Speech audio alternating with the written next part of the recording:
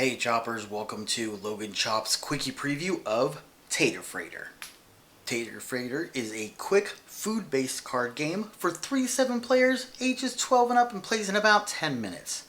In Tater Freighter, you are trying to collect the most food cards to total up to the most points at the end of the game. To begin the game, you line up your 7 freight cards on the board. The 2 end cards don't matter during the game, but the 5 in the middle do, and they line up in this order, and they are referenced by the cards for the game as limes, grain, shrimp, jam, and taters. At the beginning of the game, all the food cards are shuffled together in the deck and placed on the board. Each player receives their 6 vehicle cards, which 5 of them correspond to the 5 foods on the freighter, and 1 that'll be explained later. Then 8 cards are dealt out from the deck and placed on their appropriate food spots. Players will then each choose 1 of their available vehicle cards and place it face down on the table. Once everybody has had their cards face down, they will all turn them face up and reveal them at the same time, and then the fun can begin. Starting with the limes, you see if any of them can be split, if anybody has that card on the board. If not, or if they can't be split equally, the cards stay there.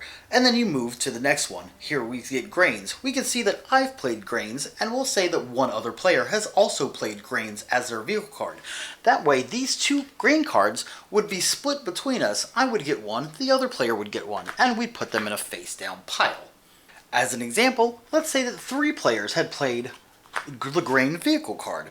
If 3 players had played it, we couldn't split this equally, so these would stay on the board, and the ones that played grains would get nothing for this turn. If I had been the only player to play the grain card, then I would get all the grains myself into my pile.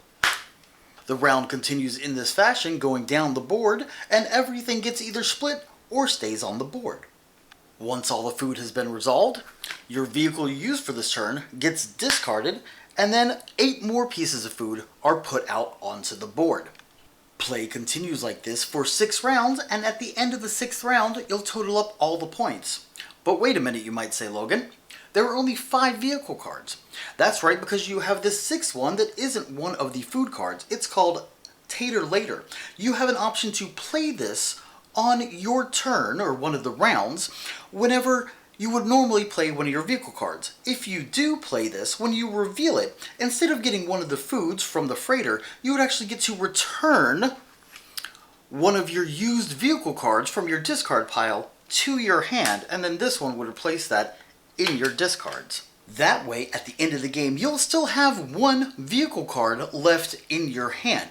And whenever you're scoring your food points, you'll get 1 point for each food card that you have acquired during the game, but then you'll get 2 points for the card that matches the card left in your hand. So let's say I had this grain plain card left over in my hand at the end of the game.